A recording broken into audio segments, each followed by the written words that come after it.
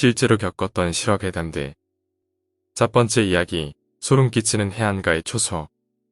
아버지께선 얼마 전에 원사로 제대를 하셨는데 군에 계실 적의 이야기입니다.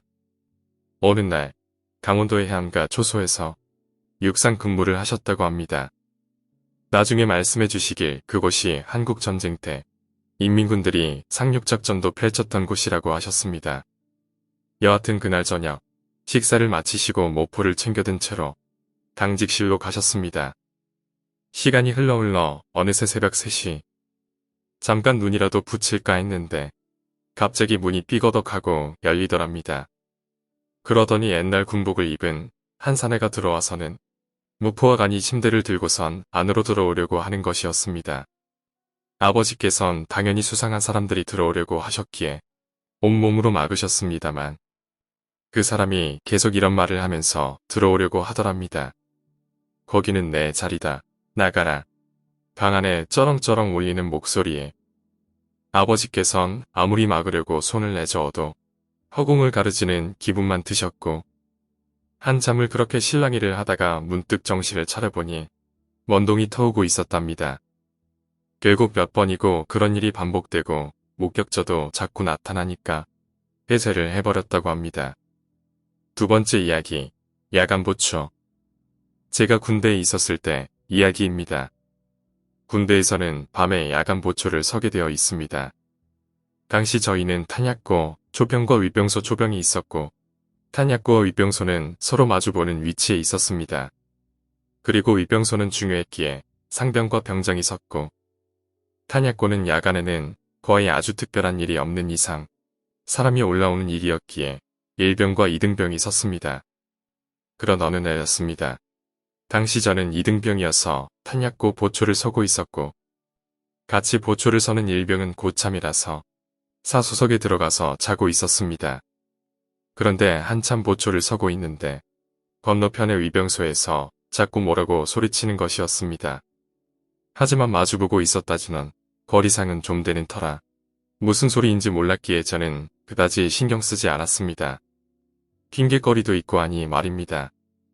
그리고 보초를 선 지 1시간이 지난 후 교대 시간이 돼서 내려오는데 뒤에서 자고 있던 고참이 제 뒤통수를 치며 이렇게 말했습니다. 너는 보초 서면서 누구랑 그렇게 노가리를 까냐? 순간 저는 등에 소름이 쫙 돋는 것을 느꼈습니다. 당연히도 고참인 사수는 사수석에서 자고 있었기에 제 옆에는 아무도 없었기 때문입니다. 나중에 알게 된 사실입니다만 그때 위병소에서의 행동은 누가 제 옆에서 서서 계속 둘이 얘기하는 걸 보고 똑바로 보초서라고 외치는 것이었습니다. 그 후로 탄약고 조병은 2명이 항상 같이 붙어서 서 있게 되었습니다. 세 번째 이야기, 한밤중에 기괴한 열쇠 소리. 당시 대학교 3학년이었던 저는 한 층에 2세대가 사는 작은 연립에 아버지와 둘이서만 살고 있었습니다. 연립이 대칭 구조라 양쪽 집의 현관은 2-3뼘 남집밖에 떨어져 있기도 했고 방음이 잘 되지 않았습니다. 종종 옆집 현관문 여는 소리가 마치 우리 집 문을 여는 소리처럼 들리기도 했습니다. 어느 날 학교 후 집에 혼자 있는데 딸깍딸깍 거리는 소리가 났습니다. 평소 가족들이 오는 시간이 아니었고 문이 열리는 소리가 나지 않아서 옆집 소리라고 생각했습니다. 계속 열쇠 소리가 나서 조금 짜증났지만 옆집 사람들과는 사이가 좋지 않아 마주치고 싶지도 않았기에 방에 들어가서 TV 소리만 높였습니다.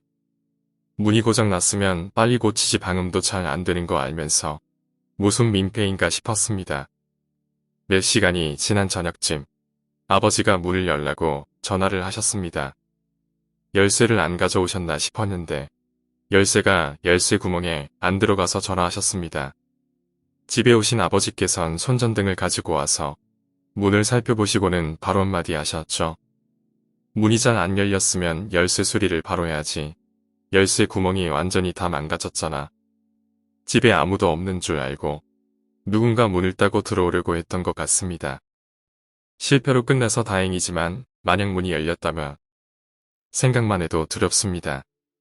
네 번째 이야기, 유럽 배낭여행 괴담. 유럽에 배낭여행을 갔을 때 일입니다. 그때가 대학 졸업하고 바로 갔으니 아마도 2007년 정도일 겁니다. 아는 형과 아는 누나와 단합하고 유럽 배낭여행을 떠나기로 마음먹었습니다. 영국에서부터 바티칸, 그리고 프랑스와 베네치아 등을 돌고 왔었죠. 대략 2달 정도 걸린 것 같네요. 여튼 막바지에 많이 지쳐있는 상태였습니다. 그리고 베네치아의 여관에 묵었죠. 방을 배정받고 방에 들어서는데 여자 종업원이 저한테 뭔가 라고 소리를 지르면서 흥분을 하더군요. 이 여자가 왜 이러지라는 생각을 하면서 형과 함께 방으로 들어갔습니다. 호텔의 제일 구석에 있는 자리였습니다. 처음에는 이 여자가 절 동양인 거지인 줄 알고 뭐라고 한 줄 알았습니다. 행색이 말이 아니었거든요. 안은 굉장히 깨끗해 보였습니다. 굉장히 아늑해서 마음에 엄청 들었었죠. 따뜻한 물로 샤워를 하고 식사할 준비를 마쳤습니다. 이제 하룻밤만 자면 집으로 돌아갈 거라 너무 흥분되고 기분이 좋았죠. 식사를 마치고 형이 누나는 독일까지 여행을 한다고 새벽에 역까지 모셔간다고 하시더군요. 아무래도 밤은 너무 위험하니깐요. 그래서 형한테는 알았다고 하고 같이 방에 들어가 잠을 청했습니다. 매우 곤히 잠든 밤 누군가가 현관을 두들기는 소리가 납니다. 전 그래서 잠결에 형이 열쇠를 두고 가서 뭐 여는구나 싶었습니다. 형은 잘 갔다 왔나 라고 생각하면서 부스스 일어났습니다. 그때 오싹한 기운과 함께 그 자리에서 얼어버렸습니다. 매우 컴컴한 방 안에 바로 제 발 앞쪽에 누군가가 서서 저를 보고 있었습니다. 분명 덩치가 저랑 비슷한 사람의 모습이었습니다.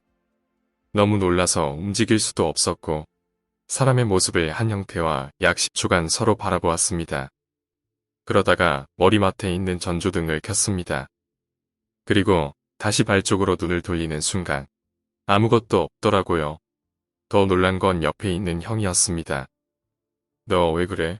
괜찮아? 라고 묻더군요. 형은 분명 밖에 나간 줄 알고 문소리를 듣고 일어났는데 형이 방에 있던 겁니다. 문 두들기는 소리 못 들었냐고 물어보니 형은 못 들었다고 합니다. 그때서야 그 얘기를 듣고 식은땀이 줄줄 흘렸습니다. 시계를 보니 제가 누운 지 10분밖에 안 된 시간이더군요. 결국 그날 밤은 형한테 마지막 유럽 여행인데 자면 뭐하냐고 하면서 같이 밤을 샜습니다. 누나 배웅도 결국 같이 갔죠. 아직도 잠을 자기 전에는 그날 밤 일이 생각나서 등골이 오싹해질 때가 있습니다. 오늘 이야기는 여기까지입니다. 오늘 이야기가 재미있으셨다면 구독과 좋아요, 댓글 부탁드립니다. 댓글은 저에게 큰 힘이 됩니다. 감사합니다.